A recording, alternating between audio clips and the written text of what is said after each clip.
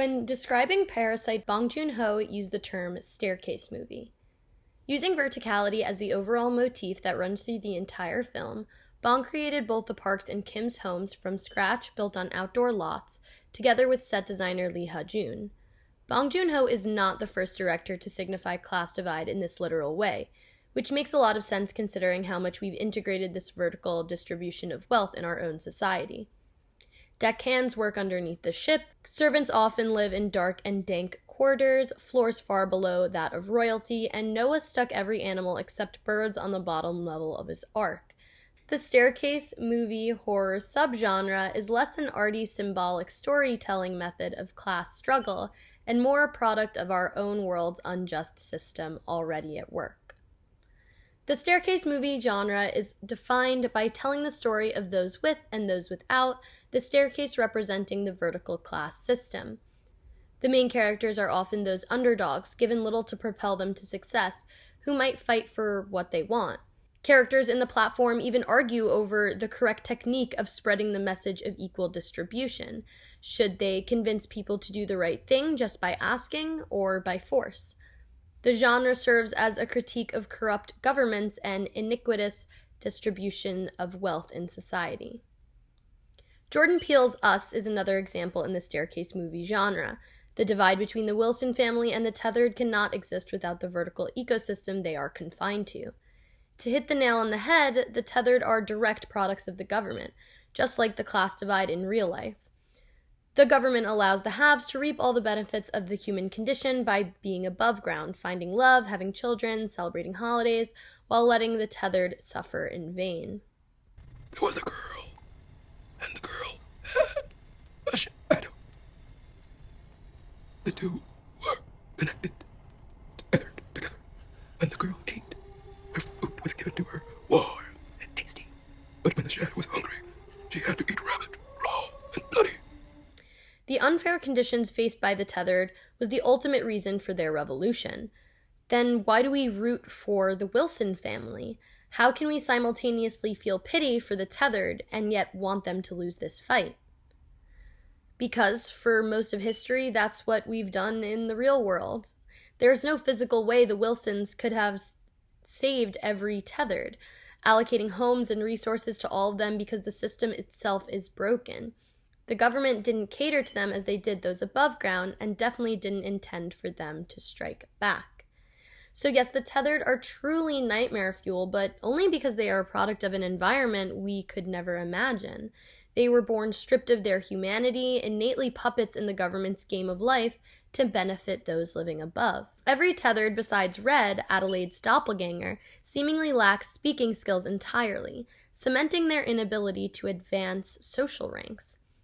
This is a tactic perpetrated by the educated elite to keep lower classes below them in real life. The United States implemented anti-literacy laws prohibiting teaching slaves to read and write in fear of insurrection.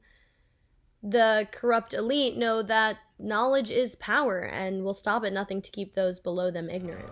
So you see, the shadow hated the girl so much for so long.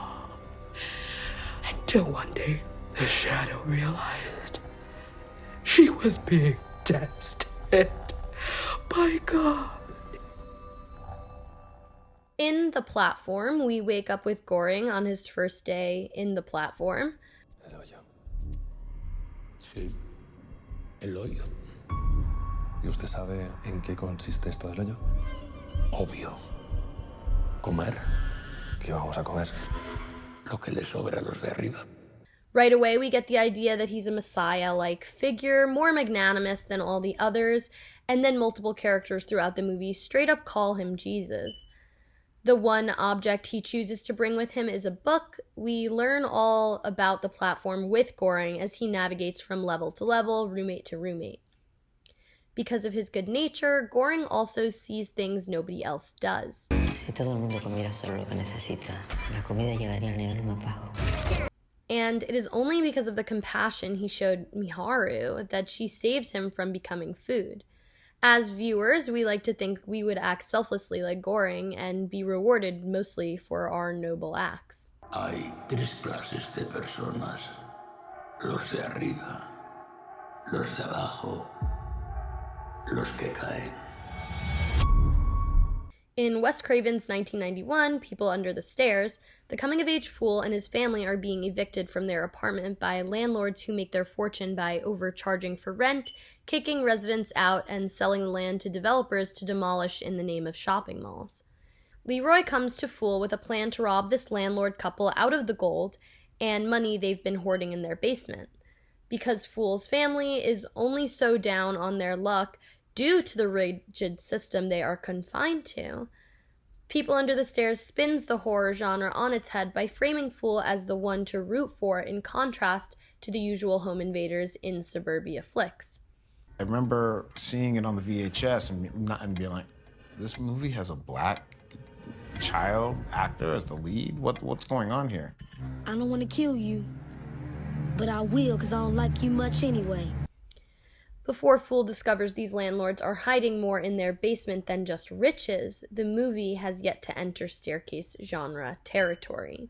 But as we all know, there are people under the stairs.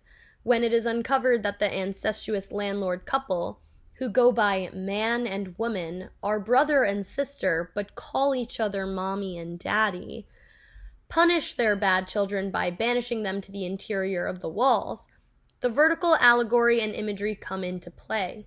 These people under the stairs are at first the most terrifying part of the movie, even presented in the trailer as the ultimate threat. Soon it is revealed that it is not the starved children who have resulted to cannibalism, but the landlords who perpetuate and force and benefit from this rigid system of inequality that are the true monsters. In the 2015 Blu-ray commentary track, Craven refers to the landlord's house as representative of the whole society of the United States. He even cites a real-life news story from 1978, a case involving two black burglars which unintentionally led the local law enforcement to discover a pair of children who had been locked away by their parents as an inspiration for the movie. And then, in 2017, prior to the release of Get Out, Jordan Peele included People Under the Stairs when curating a film series for the Brooklyn Academy of Music devoted to a subgenre of film Peele dubbed the social thriller. They had Roach in there, in the walls, as a victim. And that, I think, was the most powerful and terrifying part about that movie. You look at Get Out, it's clear that my deepest fears come to this idea of confinement. For the record, Get Out is not a staircase movie. There's definitely a lot that can be connected to the vertical aspect of the genre in the sunken place and the murders taking place in the basement of the home. However, the movie is much more an allegory for racism and white liberals than it is capitalism. An integral aspect of the staircase movie is main characters reaching a climax in which they discover a level below their own. This subversion in People Under the Stairs, The Platform, and Parasite of meeting those in worse boats than your already sinking one is eye-opening and terrifying. It is the awareness that you may not be as worse off as you thought, and that you might be able to actually help others that each staircase movie makes its own points. So the staircase genre always tells the story of class divide, but no movie has the same ending. Sometimes our underdogs level up, like in People Under the Stairs. In Parasite, we get a glimpse of this when Ki-woo discloses his dreams of buying the house, but we all know he'll never be able to make enough money to do so. The message of movies like this is that there are enough resources and money for everyone, but overconsumption of the wealthy and privileged inevitably leads to inequality. There's a reason the staircase movie is often a subgenre to horror. The intention of every good scary movie is to instill within its audience a new fear within the already familiar.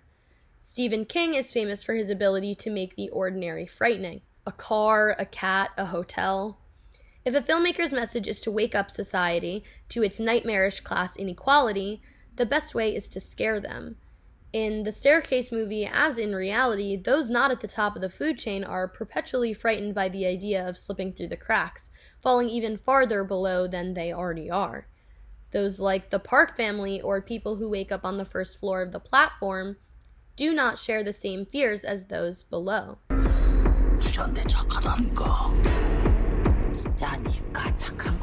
Horror movies have a history of being tools to express timely social fears, acting as reflectors turned against their viewers. Sometimes this was accomplished through subtext to skirt around Hays Code laws, as the 1930s saw the queer coding of Universal's monsters in Bride of Frankenstein and Dracula's Daughter. In the 1980s, the slasher subgenre of horror gripped American audiences with its themes of suburban familiarity and conservative fears. Horror movies, spanning tens of subgenres, are a reflection and exaggeration of societal fear, so it is only fitting that the Staircase movie is often exemplified through the horror lens. There is only one film that could be rightfully categorized as a Staircase movie without being a horror: Metropolis. The pioneer of science fiction German silent film captures every essence of the Staircase genre. It is Fritz Lang's vision of a grim, futuristic society and critique of the present. Some bask in the sunshine on land, physically supported by workers who live under the city and endure a life of back-breaking work. It's not surprising to me that sci-fi is an appropriate lens to sculpt the Staircase movie through. As award-winning writer Lucy A. Snyder wrote, science fiction and horror share many of the same genre roots. The science fiction genre often shows us scientific advancements and their repercussions, which can be extremely scary. It only makes sense for the societal structures currently in place to be questioned by satirized versions of a possible future, i.e. the one in Metropolis. It is also impossible to ignore where Metropolis stands in history. Widely recognized as the first science fiction movie, Metropolis was released during the German Expressionist movement in the 1920s.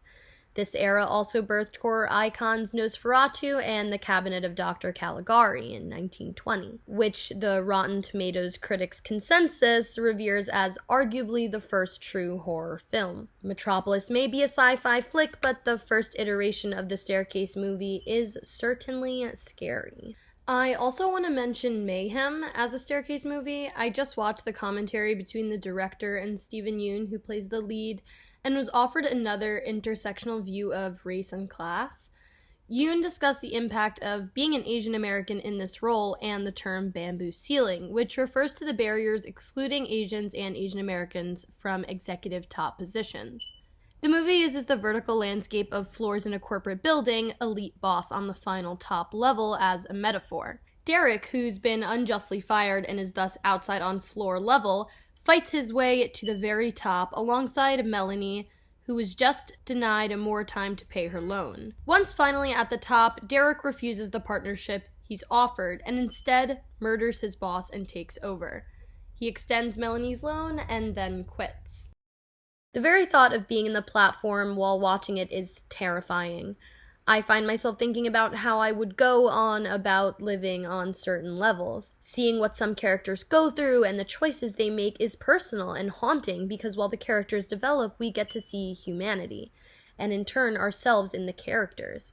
Ultimately, the Staircase movie is often a subgenre to horror because of how innately revolting the class system is. Watching characters we can relate to navigate this broken hierarchy is terrifying, because it is just a magnification of our own realities. I started writing this essay last summer just for fun. I sort of abandoned it for a while, and then I saw this article, The Horrors of Capitalism in Squid Game and Beyond, while scrolling on Fangoria. I had neglected watching Squid Game for a long time after its peak popularity, and I think that's because whenever somebody recommended it to me and I asked what it was about, they'd say something along the lines of graphic kids game where the losers die.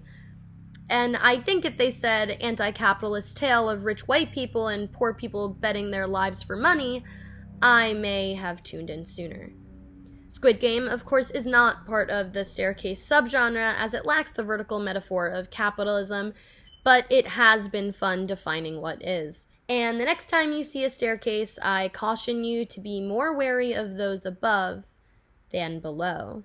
And all the articles I read and mentioned while forming and defining the Staircase movie genre will be linked down below.